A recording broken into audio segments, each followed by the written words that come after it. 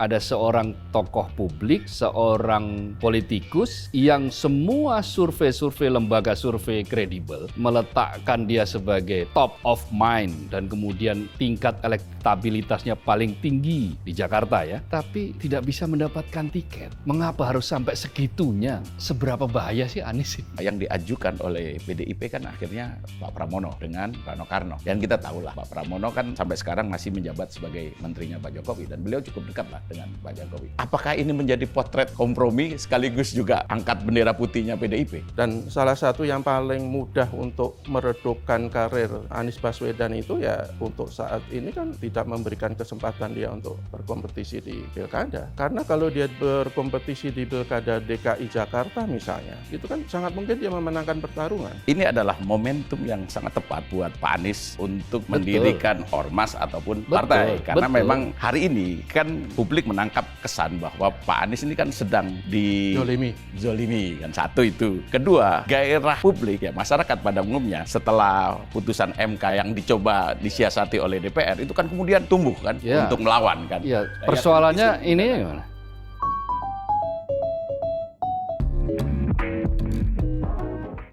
Halo Sobat Media Indonesia, salam sehat dan selalu semangat. Jumpa lagi bersama kami dalam program Ordal, obrolan mendalam bersama orang-orang dalam. Ada Mas Jaka Budi Santoso. Salam agak kurang sehat sih. Agak kurang sehat, kenapa nih? Karena pengaruh apa? Karena pengaruh cuaca. Bukan karena pengaruh yang lain. Bukan karena pengaruh situasi politik ya. Ya, kita nikmati saja. Betul. Itu yang paling betul itu. Oke, dan selamat datang kembali Mas Abdul Kohar. Ya. Saya kena flu juga. Berarti jadi tersandra flu lah. Tersandra. Iya, tersandra. Jadi kemarin nggak hadir bukan karena diganjal kan atau dihalangi. Oh enggak, Orang-orang karena ya tersandra di suatu tempat saja. Artinya diwajibkan berada di suatu tempat sehingga tidak bisa hadir ke sini. Gitu. Iya. Tapi kan penggantinya juga oke juga. Mantap, langsung views-nya melonjak. Terima kasih kepada pemirsa ini. Ya. 1-2 pekan terakhir ini memang kita masih melihat drama politik yang begitu menegangkan ya.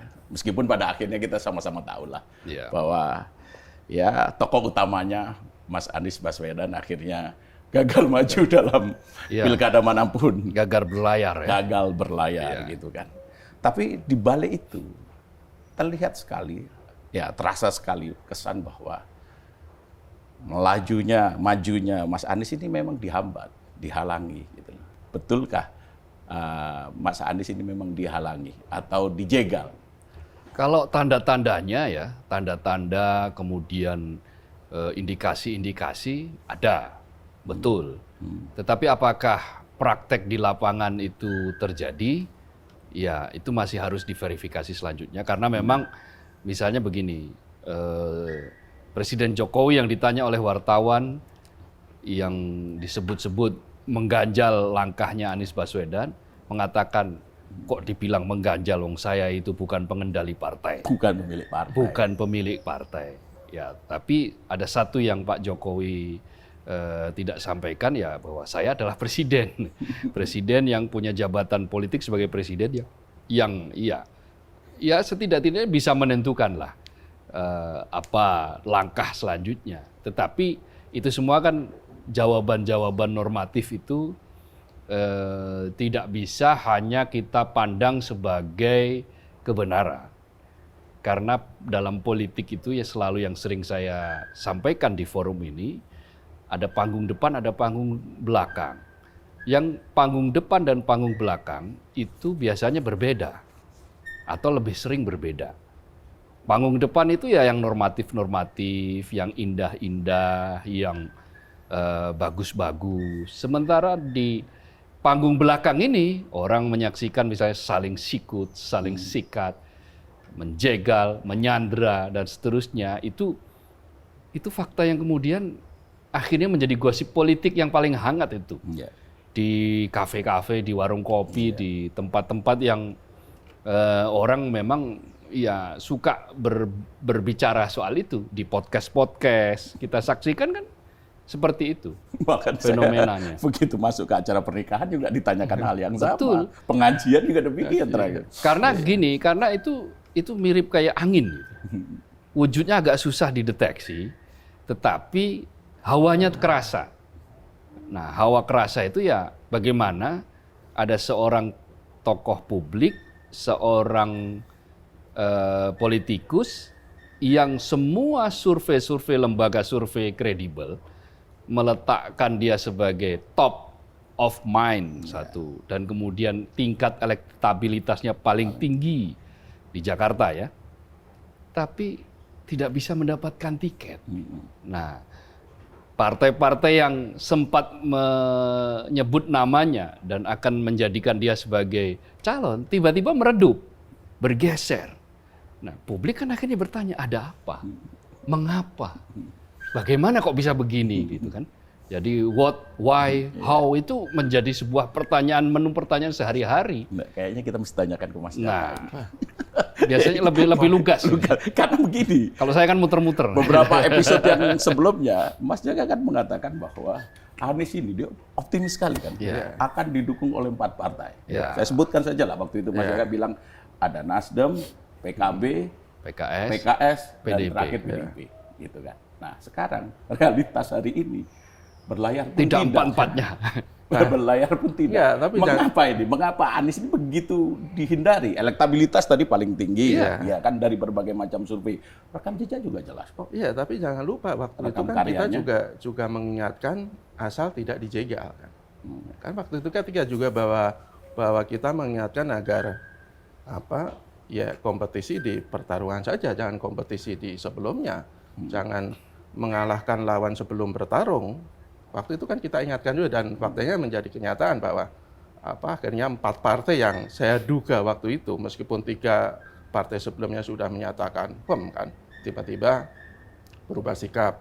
Partai terakhir PDIP yang sebenarnya juga katanya sudah 95%, di last second, bukan di last minute lagi kan, last second tiba-tiba juga berubah sikap. Jadi ini menunjukkan bahwa ada indikasi yang sangat kuat bahwa memang Anies itu tidak dikehendaki untuk bertarung di Pilkada Jakarta. Karena apa ya, menurut saya karena ada kelompok-kelompok tertentu yang mengharapkan dia untuk tidak mendapatkan panggung lagi, agar karir politiknya redup, agar kartunya itu kalau bisa dimatikan sejak dini, daripada nanti kalau kartunya terus hidup membahayakan di kompetisi-kompetisi berikutnya.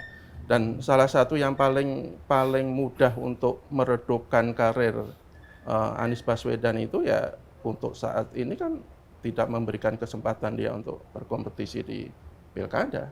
Karena kalau dia berkompetisi di pilkada DKI Jakarta misalnya, itu kan hampir dipastikan ya, meskipun semuanya masih bisa dinamis kan, itu kan sangat mungkin dia memenangkan pertarungan.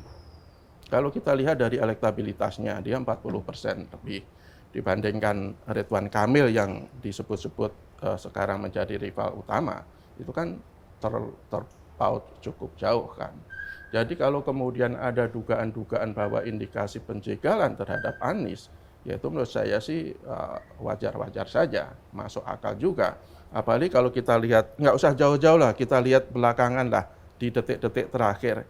Kan logikanya begini, Pak Anies itu ketika dia ditawarkan oleh DPD PDIP, itu kan bukan permintaan dia.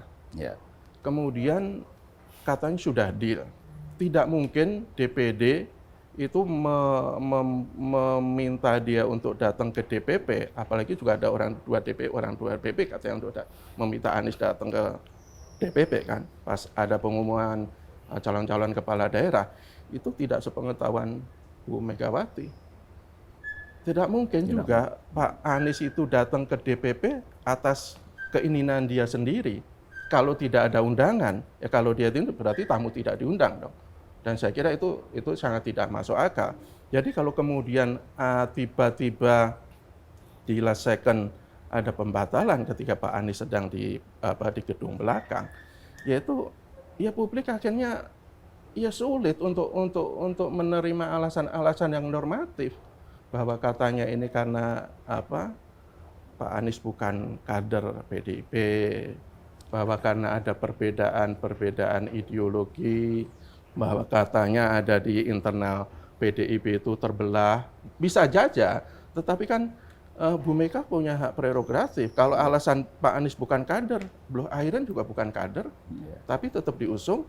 Terus yang di wali kota Medan itu juga bukan kader PDIP, tapi diusung bahkan kalau tidak salah calon wakil wali kotanya itu dari P3 kalau tidak salah. Jadi sama sekali tidak ada kader PDIP. Jadi ya menurut saya sah-sah saja, wajar-wajar saja ketika publik itu menduga bahwa Pak Anies itu dijegal sehingga dia tidak bisa berlayar.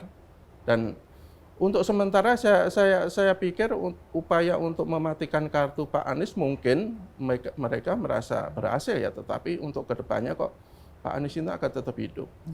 Karena dia punya potensi untuk terus menghidupkan kartunya di kancah perpolitikan Indonesia. Ya meskipun juga tidak sedikit yang menyayangkan mengapa Pak Anies ini tetap ikut kepingin ya berkontestasi dalam Pilkada Jakarta ya. Padahal sebelumnya kan sudah mengikuti Pilpres meskipun beliau kalah gitu. Tetapi ya kita juga paham bahwa Pak Anies butuh panggung untuk tetap masuk dalam orbit politik di Indonesia, kan kira-kira seperti itu. Ya dua pihak, bukan hanya Anies saja yang pengen panggung. Rakyat Jakarta juga merasa nyaman ketika Anies yang muncul. Itu terbukti dari suara-suara arus bawah, akar rumput di Jakarta. Kaum miskin kota, camat. Apa yang dikatakan oleh Anies dalam pidato terakhirnya itu betul belaka, benar belaka. Kalau kita saksikan, saya pernah 5 tahun menjadi penduduk Jakarta dan masih punya saudara di Jakarta.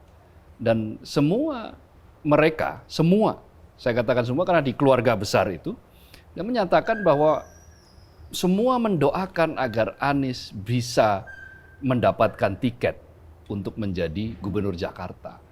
Itu artinya masyarakat Jakarta masih ingin Anies memimpin. Karena mereka mungkin merasakan Kampung Bayam direnov tanpa harus digusur, Kampung Akuarium mendapatkan perlindungan, jejak-jejak yang dilakukan oleh Anies dengan visi pembangunan yang humanis, yang berperikemanusiaan inilah yang dirasakan berbeda, menjadi pembeda oleh masyarakat Jakarta. Nah, hal-hal seperti itu yang kemudian menyebabkan aspirasi itu tumbuh.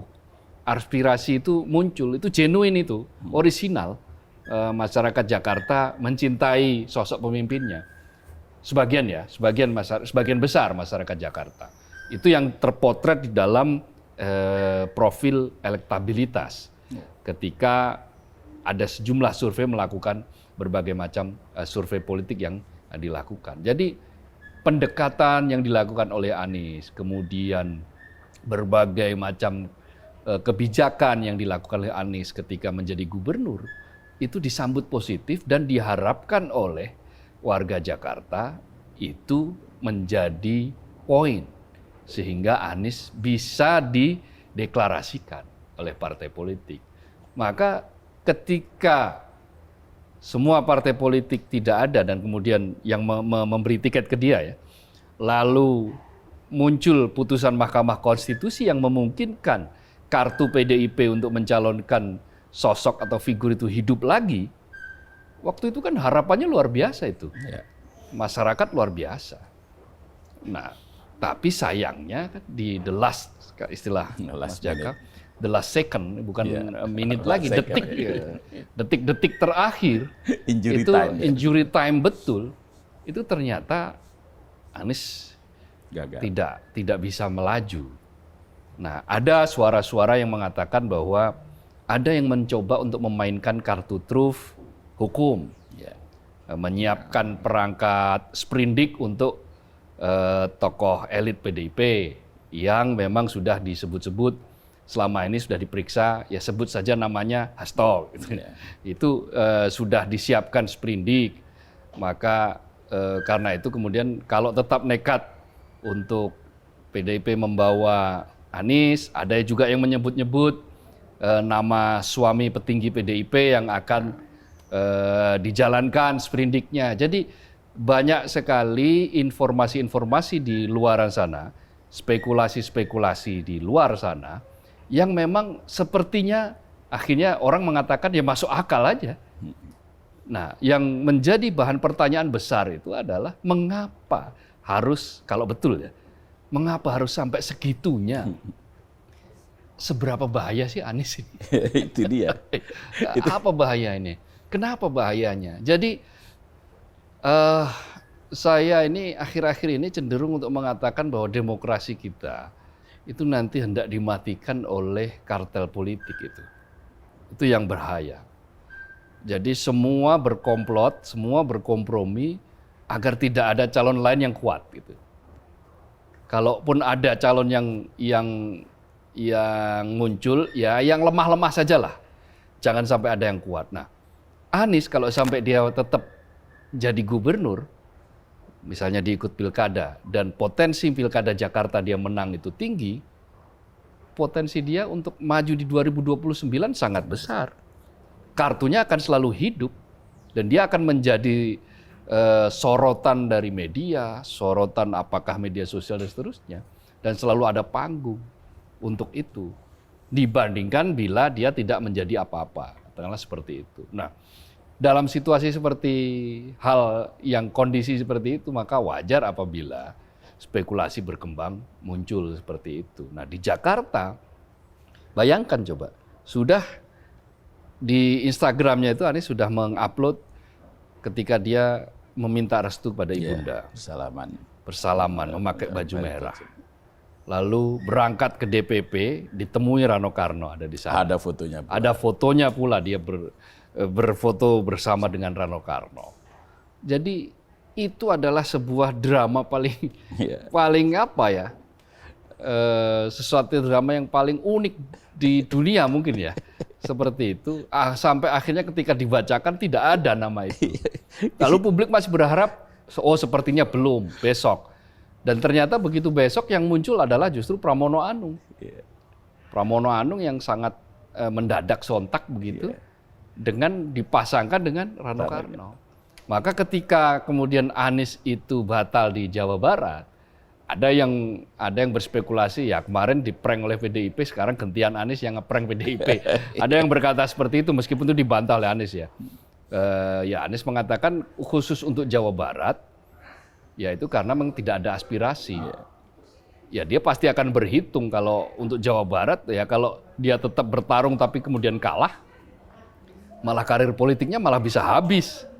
Ketimbang kan banyak yang berkata begini, sudahlah Pak Anies nggak usah Jawa Barat, kalau nggak Jakarta ya sudah, jadi warga biasa saja.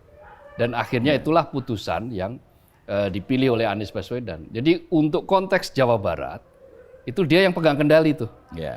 Makanya kan sampai kemudian PDIP akhirnya tidak mendapatkan calon yang memadai dan betul-betul the last minute. By Zoom pula kan. Ketika didaftarkan di KPU, kemudian mana Bacagub dan Bacawagubnya, dua-duanya adalah menggunakan Zoom karena tidak sedang berada di Bandung yang tidak memungkinkan untuk bisa menghadiri pendaftaran itu. Tapi akhirnya kehadirannya direpresentasikan melalui Zoom, yaitu JJ Wiradinata dan presenter dan penyiar radio, juga presenter di acara kesehatan itu, Ronald Surapraja. Dan itu adalah sebuah skenario dadakan itu yang sulit untuk kita katakan bahwa itu skenario matang, itu adalah skenario dadakan. Jadi poinnya adalah memang kuat sekali aroma bahwa Anies tidak dikehendaki itu sangat kuat untuk dia melaju di Jakarta. Yang terpilih yang diajukan oleh PDIP kan akhirnya Pak Pramono dengan Rano Karno. Yang kita tahulah Pak Pramono kan sampai sekarang masih menjabat sebagai menterinya Pak Jokowi dan beliau cukup dekat lah dengan Pak Jokowi. Apakah ini menjadi potret kompromi sekaligus juga angkat bendera putihnya PDIP? Ya, dugaan-dugaan itu ada. Cuman yang saya pertanyakan kok sebenarnya kan sebuah partai politik itu ketika dia berkontestasi di pilkada, yang diharapkan harusnya menang kalau normal kan. Tapi kalau ini kan enggak. Bahkan ada yang menyebut Mas Pram sama Bang Rano ini paket kalah katanya untuk pilkada Jakarta. Ya anggapan itu untuk sementara ya itu ya masuk akal ya, karena kan Pramono Anung itu kan sama sekali tidak masuk radar di pilkada Jakarta. Survei elektabilitasnya kita juga nggak tahu. Kalau dibandingkan Anies ya pasti jauh kan ya. Jadi kalau kemudian ada dugaan-dugaan bahwa ini paket kompromi antara Megawati dan Pak Jokowi, itu ya sah-sah saja kalau ada yang menduga seperti itu. Tapi yang pasti begini, ketika ada yang berusaha menghalangi seseorang yang sangat potensial untuk maju dalam sebuah pesta demokrasi, pasti dia punya kekuasaan yang sangat besar. Siapa yang pemegang kekuasaan itu? Kalau untuk kasus Pak Anies itu kan banyak yang menganggap ada dua, ada istana lama, ada istana baru. Istana lama itu diasosiasikan ke Pak Jokowi. Apakah itu emang seperti itu ya, Pak Jokowi udah pasti menyangkal keras kan. Tetapi kalau dari analisis politik ya, Pak Jokowi kan juga punya kepentingan untuk paling tidak menyiapkan kader-kadernya, putra-putranya agar tidak mendapatkan lawan yang sangat kuat di kemudian hari. Dan itu menurut saya sah-sah saja. Karena orang tua untuk menyiapkan anak-anaknya itu yang sah saja. Yang tidak sah adalah ketika jika dia menggunakan instrumen kekuasaan. Jika dia menggunakan instrumen hukum, itu yang tidak boleh. Kalau dia akhirnya menyiapkan meskipun secara etika tidak bisa ya, tidak dimungkinkan ya. Sebenarnya jangan bermain yang terlalu terlalu frontal juga. Yang kedua adalah istana baru yang banyak diasosiasikan ke Pak Prabowo. Ya ada anggapan Pak Prabowo ini kan masih ada rasa rasa sakit hati ketika dia dinilai 11 dari 100 itu kan. Dia mungkin mungkin merasa Pak Anies itu pernah dia bantu ketika pilkada DKI 2017. Tetapi kok menilainya sebegitu rendah. Secara manusiawi ya mungkin masuk akal. Secara manusiawi mungkin normal, cuman semestinya sebagai seorang politikus ya tidak mesti berlarut-larut memendam dendam seperti itu. Apalagi kan kalau kita lihat sebenarnya Pak Prabowo itu kan bukan pendendam kan. Kalau kita lihat beberapa pihak yang sebelum-sebelumnya dalam tanda kutip menjadi rival, menjadi penghalang, toh belakangan justru dirangkul, melakukan pendekatan, sekarang menyatu lagi. Kalau kemudian Pak Prabowo ini jika ya kan kita berandai-andai ini karena kita juga tidak tahu buktinya seperti apa kan. Itu menghalangi Pak Anies, biasa saja juga untuk mengantisipasi kompetisi berikutnya 2029. Kalau Anies itu masih punya panggung, masih punya kartunya terus hidup, dia akan menjadi rival yang kuat juga untuk Pak Prabowo kalau nanti dia maju di 2029. Jadi politik itu kan bagaimana memenangkan pertarungan dengan cara-cara yang menurut mereka bisa diambil. Kalau dia menghalangi Anies sejak awal, menurut saya sah-sah saja. Cuma sekali lagi menghalanginya jangan dengan cara membatalkan hukum, dengan cara membaca kekuasaan. Kalau dengan politik yang ini menurut saya sih sah-sah saja. Dan ini sekali lagi menurut saya menunjukkan bahwa demokrasi kita ya faktanya masih sangat memprihatinkan. Demokrasi kita katanya demokrasi yang fair, tapi faktanya kan ya jauh dari fairness kan. Di Pilpres juga begitu, di Pilkada akhirnya juga seperti ini. Jadi menurut saya masih banyak sekali PR untuk kita memperbaiki demokrasi kita. Ya, soal partai politik yang tersandra oleh kekuasaan itu kan disampaikan juga oleh Pak Anies saat pernyataannya di akun YouTube pribadinya, catatan Anies pasca Pilpres dan Pilkada kan, beliau menyatakan bahwa sekarang partai mana yang tidak tersandra oleh kekuasaan. Nah, apa betul memang partai-partai ini sekarang ini tersandra oleh kekuasaan? Kalau menurut Gerindra tidak. Gerindra menyatakan mana ada. Habibur Rahman kan sudah menjawab Anies itu. Menyatakan nggak ada itu kami tersandra. Lalu partai-partai lain juga secara tidak langsung akan menjawab tidak ada yang tersandra. Sekali lagi itu adalah panggung depan. Untuk memahami politik kita harus melihat panggung depan sekaligus panggung belakang. Kalau hanya melihat panggung depan, maka seolah-olah politik kita ini sangat-sangat adiluhung, sangat luhur, sangat indah, sangat suci. Padahal banyak sekali trik dan intrik di panggung belakang. Dan itu meskipun sah, tetapi di dalam beberapa intrik itu agak sulit untuk kita sebut sebagai sebuah intrik yang biasa-biasa saja. Intrik-intrik yang dilakukan di belakang panggung itu bahkan sudah di luar nalar. Dan bahkan ada yang menyebut Machiavelli pun mungkin sedih melihat itu. Melihat bagaimana partai politik atau elit politik itu menggunakan itu. Nah, faktanya kita akan saksikan bahwa di dalam banyak kasus itu kan ada banyak pentolan-pentolan partai politik yang kemudian dikait-kaitkan dengan kasus hukum kan. Nah, dan suka tidak suka, mau tidak mau, ketika ada pentolan partai politik itu yang dikaitkan dengan hukum, maka langkah dari partai politik itu sendiri akan terhambat. Kemerdekaan mereka terkurangi. Mereka nggak berani lagi menepuk dada bahwa kami adalah partai yang independen, nggak bisa. Akan sulit bagi partai politik di Indonesia ketika mendeklar bahwa kami adalah partai yang paling bersih, bahwa kami adalah partai yang tidak ada masalah, ketika pada kenyataannya ada elit-elitnya yang ternyata dipanggil KPK dalam konteks dipanggil kejaksaan. Meskipun kita juga harus kasih catatan, proses pemanggilan KPK dan pemanggilan di kejaksaan itu sendiri juga harus kita selidiki lagi, kita teliti lebih jauh lagi. Apakah itu memenuhi unsur-unsur yang sebetulnya diharuskan, apakah sebetulnya unsur yang terpenuhinya baru sedikit, secuil, lalu dia dijadikan sebagai alat pemukul, kan gitu. Kan ada yang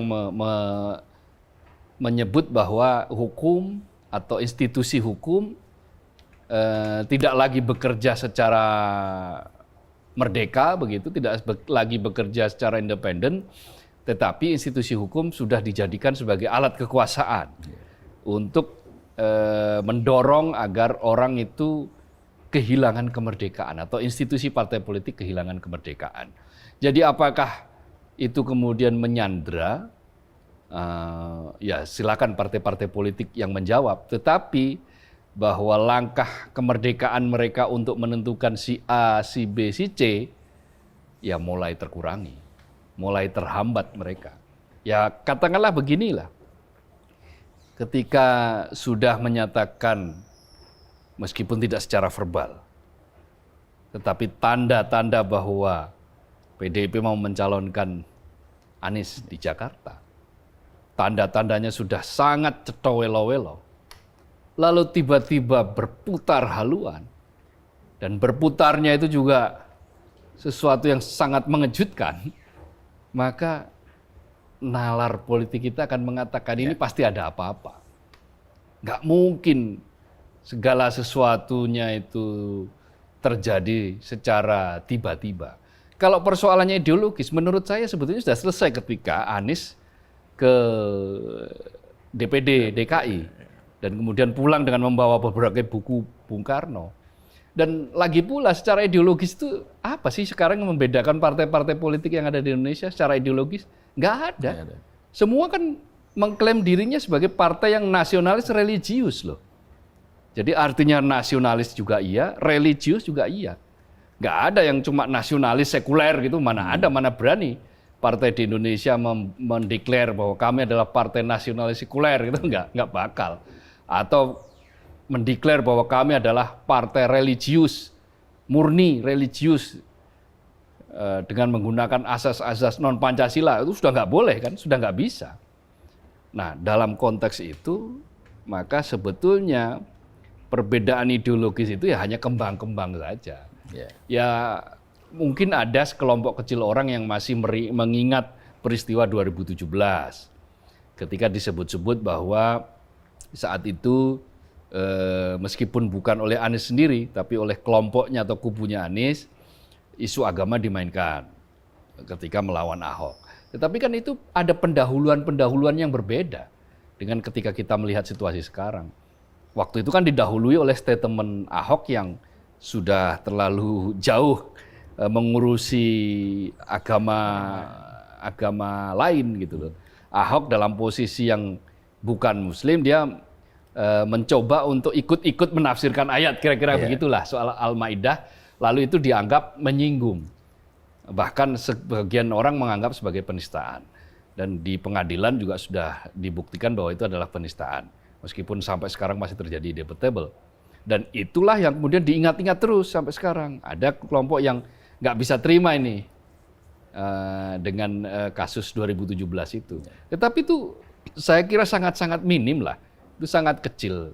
Kalau yang jelas kelihatan, meskipun ini masih harus diverifikasi lagi, ada sumber yang mengatakan bahwa memang ya tadi itu sudah disiapkan sprindik, sudah disiapkan status, gitu loh, untuk diutak-atik kalau berani sampai memunculkan nama Anies Baswedan. Yeah. Nah, hal-hal semacam ini yang menjadi warna kelam dalam demokrasi kita. Ya kita lihatlah ketika proses kontestasi Pilpres kemarin kan seperti apa misalnya Anies dihalang-halangi di berbagai tempat. Mau menggelar diskusi buku nggak jadi. Yeah. Tidak mendapat izin. Tidak mendapatkan izin. Sementara yang lain mudah mendapat izin. Itu saja sebenarnya sudah kelihatan. Kelihatan bahwa jejak bahwa dia dihambat perjalanannya itu, ya kita buka-bukaan saja. Iya. Ada itu terjadi. Nah, pertanyaannya kan kemudian, kenapa kok takut banget? Nah, seperti itu yang, karena dia ini paling potensial. Iya.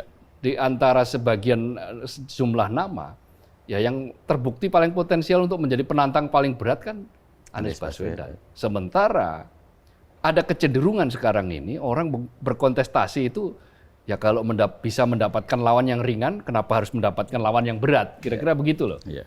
Ada logika yang hendak dibangun seperti itu. Yeah. Dan itu dengan cara memanipulasi keyakinan masyarakat. Kira-kira bagaimana masyarakat digiring gitu. Dengan hanya bisa pintar ngomong, hanya pintar begini-begini. Ya terserah kalau itu dalam proses kontestasi, tapi yang penting fairness harus tetap dijaga dong. Ya itulah sebabnya kan kalau di pilkada tidak perlu mendapatkan lawan yang ringan, kalau perlu tidak ada lawan. Iya itu dia. Kota kosong itu kemarin kan. Iya, betul. Kalau perlu nggak ada lawan, tapi itu kan bikin ketar-ketir juga. Kalau sampai yang menang kotak kosong, makanya dibikinlah calon seolah-olah itu dengan calon independen seolah-olah, dan itu akan menjadi pola. Akhirnya nggak jadi. Ya itulah sebabnya nggak ada pilihan bagi Anies untuk pada akhirnya dia harus punya partai politik. Harus. Nah, dan itu sudah dikonfirmasi kan sama Pak Anies dalam pernyataannya di akun YouTube-nya. Belum pasti. Dia belum pasti, karena membangun partai politik itu bukan pekerjaan yang mudah. Katakanlah begini, di Indonesia itu ada 83.000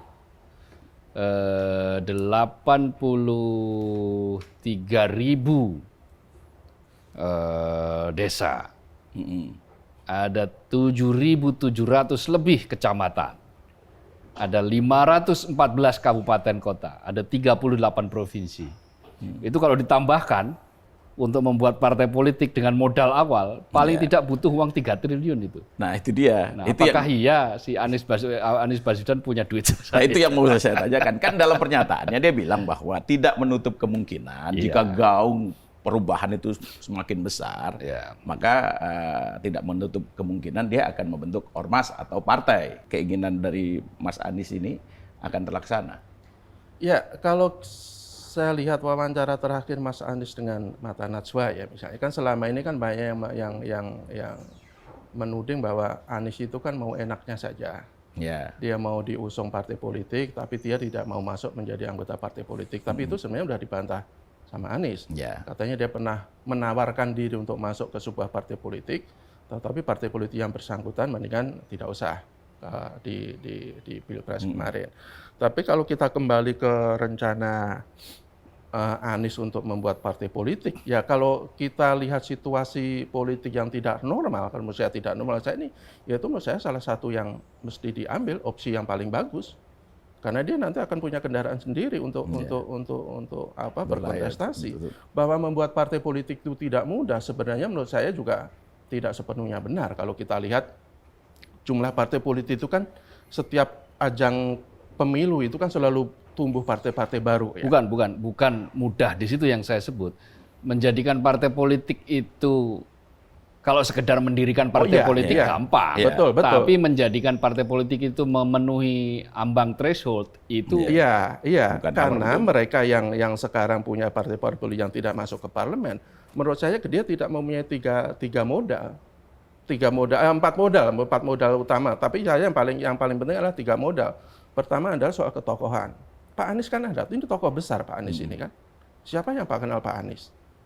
Dia dikenal lepas dari, dia pasti banyak kekurangan juga ya. Dia dikenal bersahaja, dia dikenal intelek, dia dikenal sampai sekarang paling tidak dikenal bersih.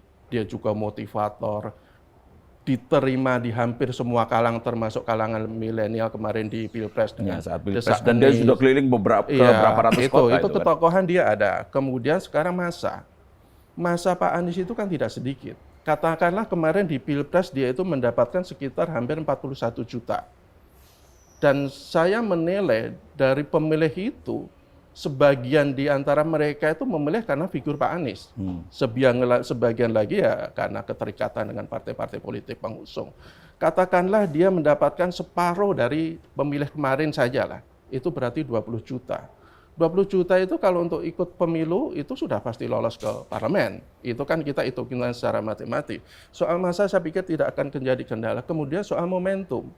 Ini momentum menurut saya yang sangat tepat bagi seorang Anies Baswedan untuk membuat partai politik. Dia identik dengan semangat perubahan.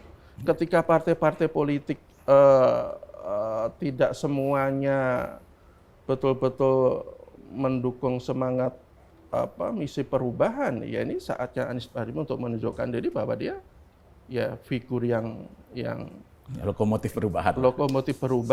Dan itu momentum yang menurut saya sangat bagus, dan itu di kalangan masyarakat. Ya kalau kita kemarin lihat di media sosial begitu antusias kan sambutan orang untuk menjadi anggota atau paling tidak mendukung Anies Baswedan mendirikan partai politik, bahkan sudah disalahgunakan kan dengan edaran-edaran untuk mendapatkan uang seperti itu. Jadi meskipun tidak gampang, tetapi kalau dengan modal-modal seperti itu yang sudah dimiliki oleh Anies Baswedan, saya kok yakin dia tidak akan terlalu sulit untuk membentuk partai politik yang bisa bersaing cukup signifikan. Tapi saya bisa patahkan itu. Ya, gimana Mas Gahar? Di kompetisi di pemilu. 3 modal itu bisa saya patahkan dengan ya tokoh, mungkin ya tidak dia tokoh punya yang modal lain.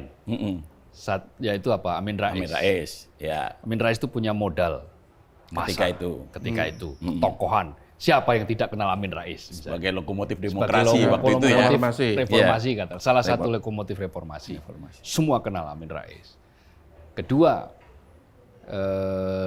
dia punya masa. Ketika dia mencalonkan diri sebagai presiden, dia waktu itu dapat 14% suara. 14% suara, katakanlah ya belasan juta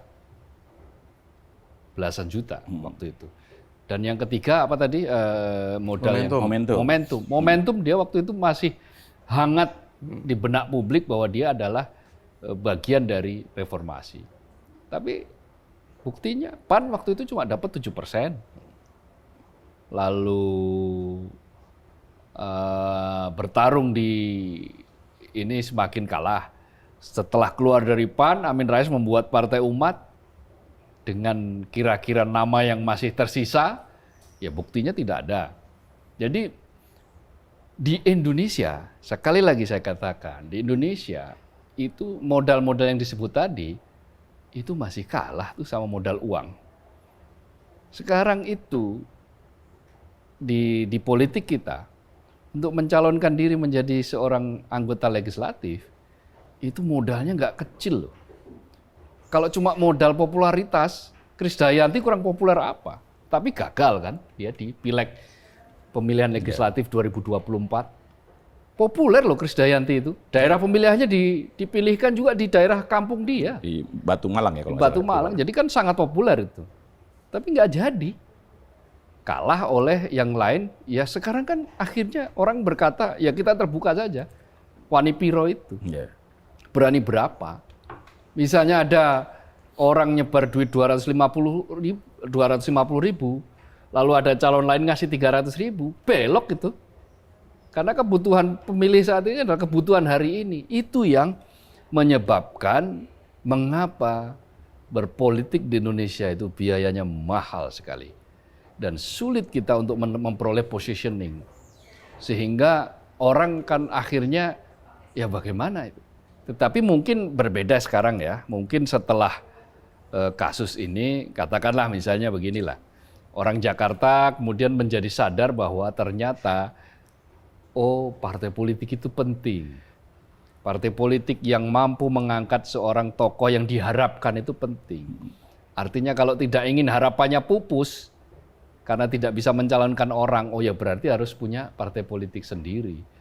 Tapi mendirikan partai politik mudah. Tapi mengurus partai politik itu bukan perkara yang mudah. Itu dua hal yang berbeda. Kurang habis apa Perindo itu? Perindo itu kan sudah ikut pemilu berapa kali? 2 kali kan? 2 kali itu ya. Nah, Partai Bulan Bintang sudah berapa kali ikut pemilu? Ya, Perindo tidak ada tokoh yang benar-benar menjual. Iya, dan lagi begini, kalau tadi disampaikan kalau kita bandingkan dengan Amin Rais menurut saya agak berbeda. Iya. Amin Rais waktu itu benar-benar pendatang baru dalam sebuah kompetisi. itu dia. Tetapi Dan saat kalau- itu belum ada medsos. Belum ada medsos, dan kalau sekarang kalau Anies ini dia sudah punya modal di Pilpres kemarin. Betul. Dan pemilih dia itu tidak sedikit gitu loh. Amin Rais itu ketua umum Muhammadiyah ketika menggerakkan reformasi itu dia sudah sangat terkenal. Iya. Ketua umum PP Muhammadiyah dan Cuman dia seorang yang betul-betul kritis. pendatang baru dalam sebuah kompetisi. Tapi itu yang membedakan kalau buat saya adalah saat Pak Amin Rais itu belum ada medsos. Yang sekarang kan gejalanya itu bisa kita lihat kan.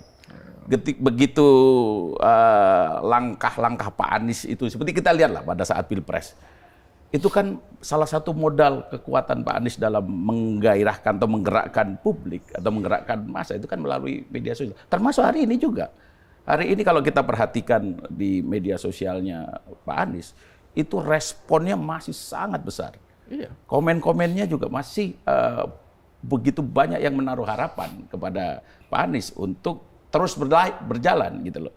Termasuk juga dalam rencana dia, niatan dia untuk membuat ormas atau partai politik. Nah, selain faktor-faktor tadi yang Mas Kohar sampaikan, kira-kira nih Mas, akankah ada upaya untuk menghalangi niatan Pak Anies ini dalam mendirikan ormas atau partai politik? Begini, sebuah perjuangan itu yang berat itu adalah ketika logistik dipotong. Ya, itu. Ketika partai politik itu logistiknya itu dipotong, selesai. Politik Indonesia itu dari zaman ke zaman, itu tokoh-tokohnya, itu akhirnya kiprahnya, karirnya itu berhenti ketika logistiknya dipotong. Bung Karno berhenti ketika logistiknya dipotong. Aha Nasution, Abdul Haris Nasution, berhenti karena logistiknya dipotong. Ali Sadikin, yang mulai kelihatan luar biasa itu, ketika itu dan dicintai oleh rakyat Jakarta, dipotonglah logistiknya. Waktu itu istilahnya adalah hak perdatanya diganggu, dihambat.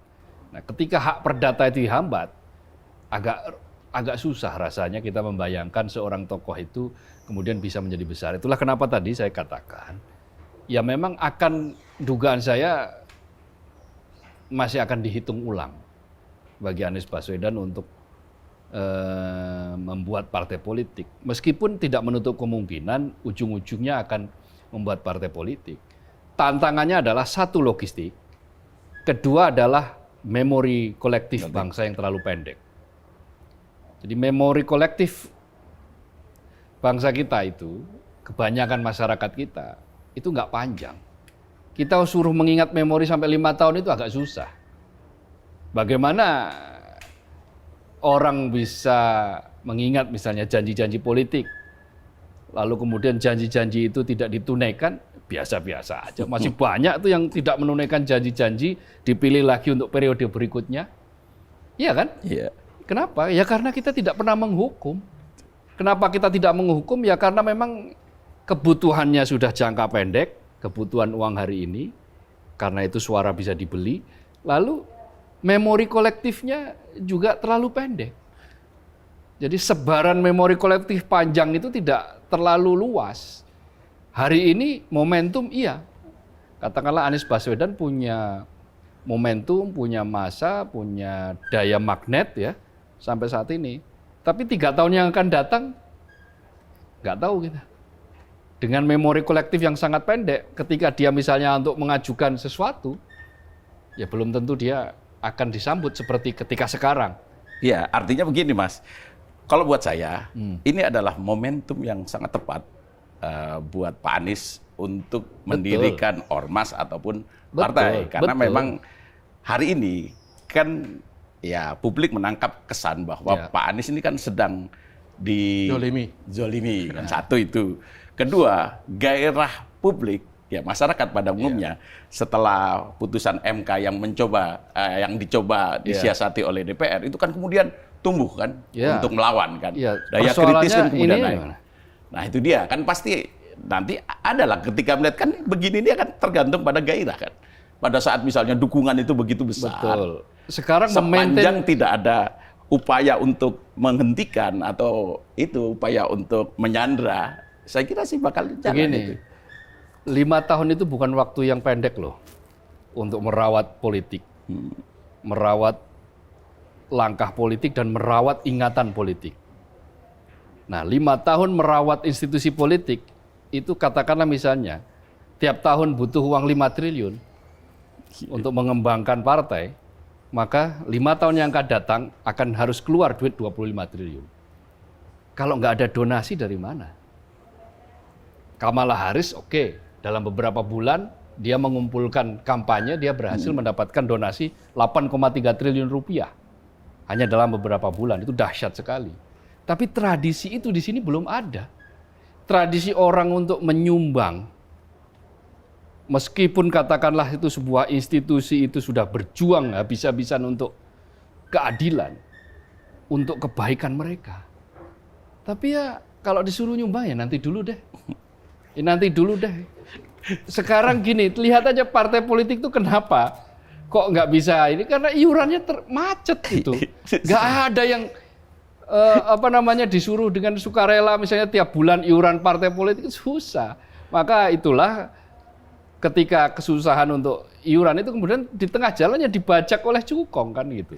Nah, saya mau tanya nih ke Mas Jaka nih, dengan ketokohan Mas Anies saat ini ya, kira-kira mampukah Mas Anies ini mengajak masyarakat, mengajak rakyat, mengajak publik yang haus akan perubahan untuk bersama-sama mendirikan partai itu? Kalau saya sih sangat yakin dia mampu.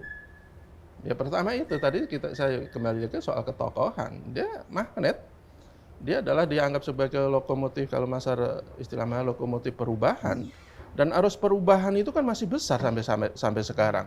Apalagi dalam kasus pilkada ini begitu akan semakin menguatkan semangat perubahan kan, karena merasa bahwa kok pemegang kuasa di negara kita itu kok ya tidak ada kapok-kapoknya. Anggapan mereka seperti itu. Dia masih dalam tanda kutip sewenang-wenang untuk menjegal orang-orang yang tidak dikehendaki. Itu kan semakin menguatkan spirit mereka untuk terus melakukan perubahan. Dan ini menurut saya momentum yang sangat bagus kalau ada beberapa yang mengusulkan agar bahkan mendeklarasikan partai politik ada 20 Oktober. Itu kan usulan-usulan yang menurut saya mencerminkan bahwa giroh publik untuk mendapatkan partai politik yang betul-betul murni perubahan itu sangat besar. Dan itu menurut saya tidak boleh disia-siakan Amin Rais, Anies Baswedan, kecuali kalau dia punya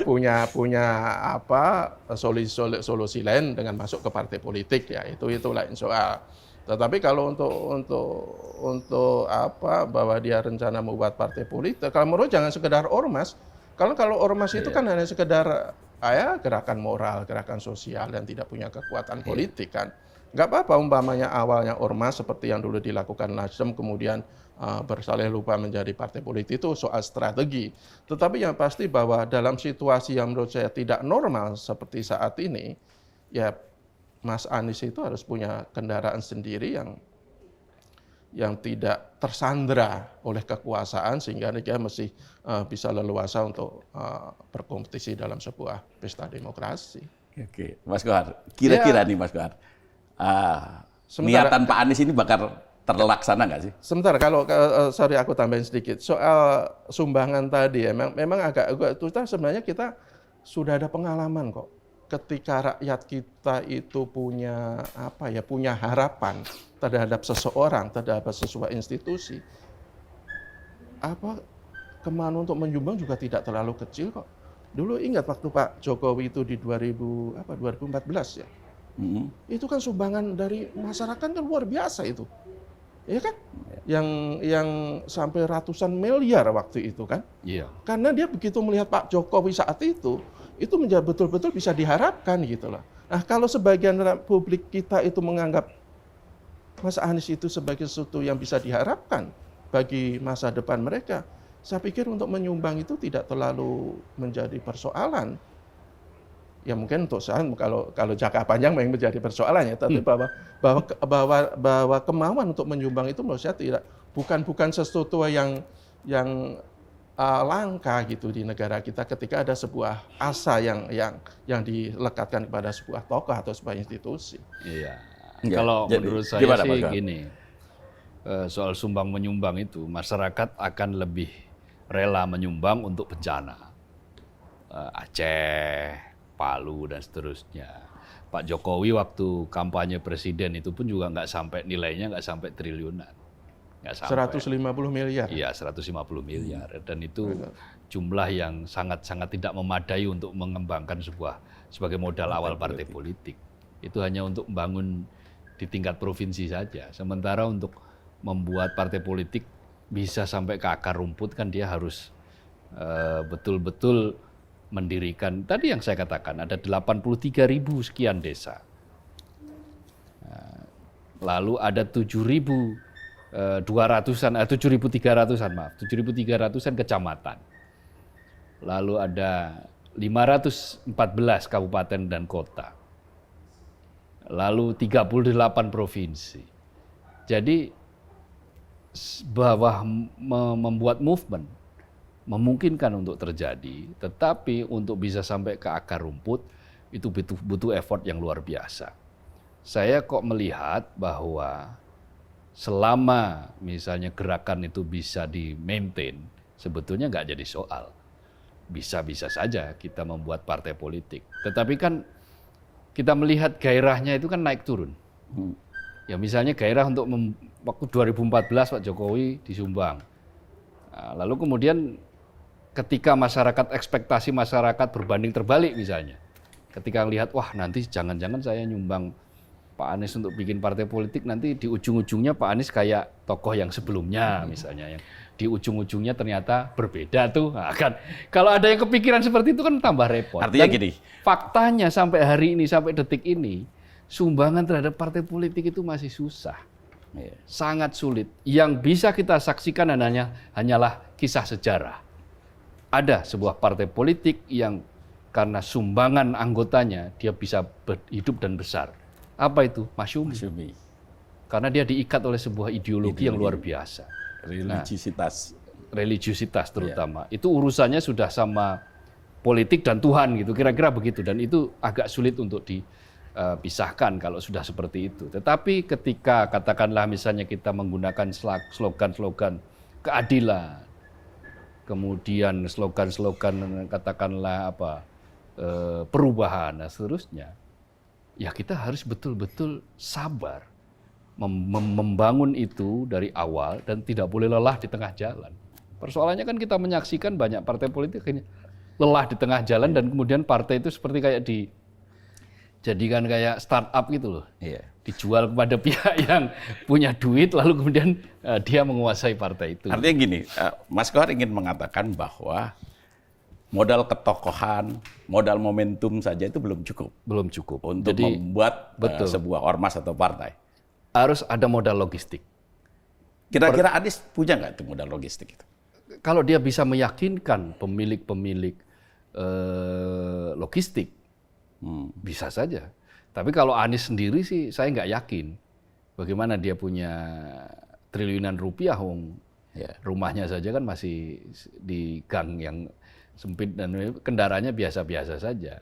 Ya kita nggak tahu lah, itu urusan personal. Tetapi yang pasti kalau dia berhasil meyakinkan seperti kayak Kamala Harris, meyakinkan para donatur untuk mendirikan sebuah partai politik, maka bisa. Dan itu bisa menjadi kekuatan dahsyat apabila ini berhasil di-maintain.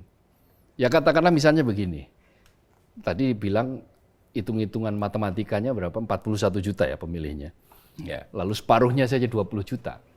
20 juta itu kalau satu orang, satu pemilih itu rajin ya tiap bulan nyumbang 100.000, itu sudah berapa angkanya? Ya, itu baru bisa hidup itu. Ya 20 juta kali 1.000 kan 20 miliar. 20 miliar kali 100 itu 2 triliun. 2 triliun tiap bulan. Itu kalau sumbangan 100.000 per yang memilih dia, itu bukan saja bisa hidup, itu bakal berjaya itu. Tetapi ya itu, di kita ini misalnya orang langganan media Indonesia 30.000 per bulan e-paper aja. Belum tentu mau. Padahal ini demi pengetahuan loh. Iya. Berlangganan media Indonesia itu jelas untuk pengetahuan. Ya itu memang ada karakter yang unik di kita ini, bahwa politik itu masih dipisahkan dari kebutuhan. Padahal politik itu sebetulnya relate, menyatu dengan kebutuhan orang. Orang ingin berubah menjadi lebih baik, ya mestinya dia menyokong politik, dia menyokong perubahan. Orang ingin mengubah nasibnya biar tidak terjun dari kelas menengah menjadi kelas MKM, kan ada tuh kelas MKM, menuju kelas menengah yang drastis turunnya. Nah, itu juga harus ada strategi politik. Nah, karena itu pilihlah pimpinan politik, tokoh politik, partai politik di situ. Ya kalau di Amerika sudah terjadi itu. Jadi yang namanya janji untuk melakukan A atau B, untuk tidak melakukan A atau B, mengganti kebijakan A atau B, itu berkorelasi terhadap keterpilihan, elektabilitas. Nah kalau di kita kan lebih banyak dominannya adalah kamu berani ngasih saya berapa, maka saya akan berjalan, saya akan pilih kamu. Nah, itu persoalannya. Ini pertanyaan terakhir nih buat Mas Jaka nih. Kalau melihat kondisi seperti yang dijelaskan oleh Mas Kohari, kira-kira lebih baik mana? Anies mendirikan partai baru atau bergabung pada partai yang sudah ada? Ya kalau kita lihat fakta yang ada kan, faktanya Anies kan sampai sekarang sulit untuk masuk ke partai politik kan. Sementara dia masih butuh kendaraan, masih butuh panggung untuk terus membuat kartunya hidup. Ya salah satu, mungkin satu-satunya cara kali yang paling efektif yang membuat ormas kemudian partai politik. Soal kendala-kendala tadi yang disebutkan Mas Kohar, ya Anies sendiri sudah bilang, ya setiap perjuangan itu kan pasti banyak tantangan, dan itu tantangan yang akan dihadapi Anies. Apakah dia bisa melewati tantangan itu, yaitu sebuah ujian tersendiri bagi seorang Anies. Tetapi lepas dari apapun, sebenarnya kita tidak elok berbicara secara khusus terhadap Anies. Ini kan sebenarnya bukan soal Anies, bukan soal yang lain-lain, bukan pribadi, tapi sebenarnya kan soal demokrasi kan dalam pilkada kemarin. Bahkan tidak hanya Anies loh sebenarnya yang akan dijegal itu. Airin itu kan tadi juga mau dijegal, ya kan? Jadi ini menunjukkan bahwa demokrasi kita itu ya faktanya masih ya sekedar demokrasi Lipstick. Iya, lipstick demokrasi aja, bahwa esensinya, substansinya itu belum terlalu bisa kita andalkan. Jadi mudah-mudahan ya ke depan akan semakin baik, dan menurut saya butuh orang-orang yang tetap punya gairah perubahan untuk memperbaiki demokrasi. Saya kira sih itu aja. Oke, baik. Mas Kohar? Ya, kalau tadi Closing dikatakan statement. kita kurang elok bicara Anies, ya elok-elok saja. Temanya tentang Anies. Kalau temanya Anies, kita tiba-tiba membahas air ini kan ya agak gerambiang kemana-mana. Meskipun Yang ada dimaksud hubungannya. Jaga adalah soal keseluruhan demokrasi Keseluruhan kita. demokrasi kita gitu loh. Iya. Salah satu korbannya kan Anies gitu loh. Jadi bukan karena kita nggak elok ya? Gitu. Bukan, Oh, elok-elok bukan. saja. Karena temanya memang soal itu. Nah, begini, bahwa saya agak sedikit pesimistis karena memang masih melihat kondisi politik hari ini ya. Kondisi politik kita hari ini memang masih di batas itu. Makanya tadi saya katakan bahwa logistik itu menjadi penting karena memang disitulah warna politik kita hari ini. Politik logistik gitu. Masih diwarnai oleh itu. Kalau berhasil mengubah itu, Anies berhasil meyakinkan itu, maka ya ada harapan bahwa dia bisa merebut hati pemilih, merebut hati kelompok-kelompok cerdas, kelompok-kelompok yang terpelajar untuk betul-betul mendirikan partai politik dan bergotong royong. Di prinsipnya adalah gotong royong, bukan hanya gotong royong dalam dimensi verbal yang berkali-kali diomongkan. Gotong royong, saya yang menggotong kamu, kalian yang royong-royong, bukan begitu, tapi gotong royong bersama-sama, berbagi semuanya, berbagi untuk membangun investasi. Bedanya ini adalah investasi politik dengan ideologi, katakanlah misalnya perubahan. Kalau itu berhasil meyakinkan dan berhasil di-maintain, berhasil dipelihara untuk waktu 5 tahun yang akan datang, ya bisa saja. Tetapi sekali lagi catatan saya mengatakan bahwa memang membangun partai politik di Indonesia itu tantangannya luar biasa. Ibarat jalan itu kira-kira begini, seperti kayak orang untuk meraih takwa. Orang meraih takwa itu mudah sekali diucapkan. Tetapi ada yang mengatakan, kalau nggak salah Imam Al-Ghazali itu mengatakan jalan takwa itu adalah mendaki, licin, dan sempit. Hanya orang-orang tertentulah yang akhirnya bisa mencapai itu. Meskipun itu kemudian nggak disetujui oleh Gus Baha, mengatakan orang mau bertakwa kok ditakut-takutin. Enggak.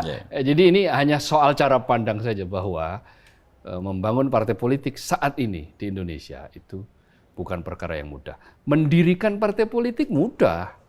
Dan itu wajar, itu demokratis, itu harus diberi keleluasaan untuk mendirikan partai politik. Tapi membangun partai politik yang tahan sampai 5 tahun ternyata bukanlah pekerjaan yang mudah. Karena itu ketika ada partai politik yang berhasil, trennya naik, gitu. Trennya naik terus. Nasdem itu kan trennya naik terus. Yeah. Maka itu tentu saja effortnya luar biasa. Dan orang-orang yang di dalamnya juga pasti sudah luar biasa, itu banting tulangnya dan seterusnya. Ada partai yang pernah naik tapi kemudian tiba-tiba ambles, itu juga saya kira sebuah tantangan tersendiri. Nah, dalam konteks Anies Baswedan, saya kira itu adalah pilihan pribadi. Pilihan pribadi kalau mau mendirikan politik ya tantangannya sangat berat, tapi bukan mustahil. Bukan mustahil itu artinya bisa. Apabila dia berhasil meyakinkan jutaan pengikutnya itu bahwa langkah yang dia ambil ini sudah sesuai, dan karena itu yuk gotong royong, masing-masing orang membuka dompet seikhlasnya, katakanlah ada yang nyumbang berapapun akan diterima, dan itu berhasil, maka itu akan menjadi pola baru dalam langkah perpolitikan di Indonesia, di mana ada orang yang rela bergotong royong untuk menyumbang ide-ide bagi kemajuan. Ide-ide bagi demokrasi. Ya mudah-mudahan demokrasi kita ke depan akan lebih baik, sehingga kesejahteraan juga akan menjadi lebih baik, dicapai oleh pemerintah, dicapai oleh rakyat, ya, keadilan bisa terwujud begitu. Lalu ya Indonesia emas itu betul-betul menjadi kenyataan dan bukan Indonesia cemas gitu. Saya kira itu. Ya, cukup ya. Dan memang niatan Pak Anies untuk mendirikan ormas atau partai itu memang oleh Pak Anies dan para pendukungnya harus diperjuangkan. Karena perjuangan adalah pelaksanaan kata-kata. bukan omon-omon. Demikian, sahabat Media Indonesia, semoga bermanfaat.